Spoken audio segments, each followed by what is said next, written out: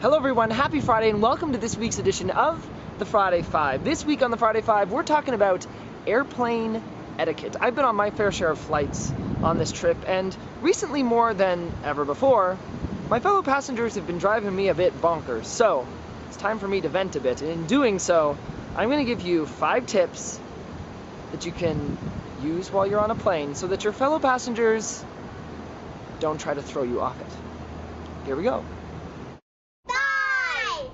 Right off the top, if you don't like people climbing over you, don't ask for the aisle seat. Recently, I was sitting in the window seat, a man sitting in the aisle seat, no one in the middle. I had to use the washroom. Ugh, he grumbles miserably. It was quite obvious. When I come back, I say, "Excuse me, I need to go back to my seat." Go quickly. Go quickly, I have to get back to my seat and you're in the way. So, I realize that some people need a little bit of extra leg room, or they're claustrophobic, but when you pick the aisle seats, you give up the right to complain about people climbing over you. And if that's your biggest concern, then sit in the window seats. It's just how it works. This might be a personal pet peeve, but when the flight attendant is giving the instructions for safety, pay attention. Most people just look down and read their book or close their eyes or whatever. Imagine yourself standing up there multiple times a day, and every time you give these directions, no one cares to watch. And I'm sure that if something were to happen on this plane, those people that aren't paying attention are the first people that are going to freak out, not know what to do, and cause even more chaos because they weren't paying attention. Yes, you've heard it a million times, but it's part of the experience. It's part of taking a plane. Just listen to the instructions and give the lady or man your full attention. 3! If you need something or something's bothering you, ask politely. Another anecdote, I was on a plane, seatbelt sign goes off, Barack reclines his seat, because that's what you do. Lady behind me snaps at me, "Move your seat up." Because apparently her legs were too long and my seat was touching her legs, her knees specifically. Now, I know it's not her fault that her legs are longer, and maybe all of the extra legroom seats were gone. But don't tell me to move my seat up. You could ask very nicely, "Excuse me, sir, but I have really long legs, and the seat is pushing against them.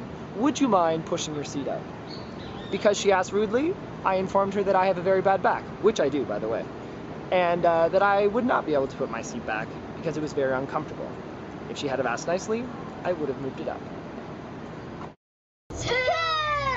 Follow the instructions of the flight attendants. Most specifically, and the one that just grates on my nerves more than anything else, is when they say, "Please remain seated with your seatbelts on until the plane comes to a stop and the seatbelt sign is turned off." I don't get people where the plane is like going across the tarmac and you hear all the buckles come off because they're like, "Oh, we've landed, we're safe now." And they're up pulling things out of the compartments above, walking around, getting ready to get off the plane. Meanwhile, seatbelt sign is still on, and they should be sitting buckled up because it's technically not safe for them to be standing yet. And if something, again, were to happen, they would be complaining that, I'm sure they would file a lawsuit, actually, that something happened, that they fell and they hit their head. Meanwhile, they were breaking the rules. So, I don't know, just don't get up until the seatbelt sign's off. That bugs me every time, because it happens every time. I'm done ranting. 1! And finally, don't complain and grumble while you're flying. Yes, things start to get on your nerves. I was on a flight for 9 hours and the TV stopped working. It was a very long flight. However, let's keep 2 things in mind. 1, you're on a chair in the sky. Thousands and thousands of feet in the sky, flying through air.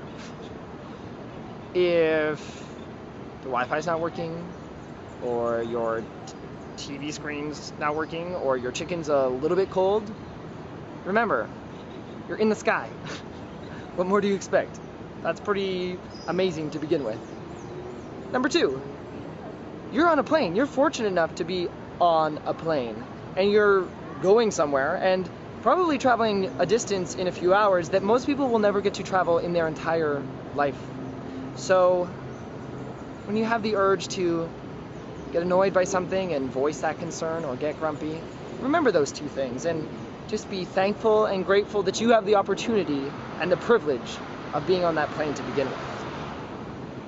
And there you have it, another week's edition of the Friday Five tips for good airplane etiquette. What tips do you have for your fellow travelers so that they don't get on other people's nerves? I'd love to hear them. Leave them in the comments below, and we'll see you next Friday. Happy flying!